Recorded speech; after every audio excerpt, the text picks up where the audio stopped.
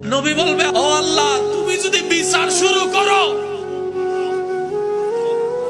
একটাও জান্নাতে যেতে পারবে না আমি জানি। আর আমি, আমারও শর্ত, আমার উম্মত ছাড়া আমি জান্নাতে যাব না। এবার তুমি কি করবা করো, এবার তুমি কি করবা করো, এবার তুমি কি করবা করো।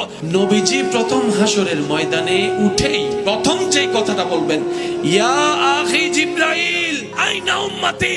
ও জিবরাইল, আমার উম্মত কোথায়, আমার উম্মত কোথায়, আমার উম্মত কোথায়? আমি মুস্তাফা আমার উম্মত ছাড়া জান্নাতে যাব না, জান্নাতে যাব না, জান্নাতে যাব না। আমার উম্মত লাগবে।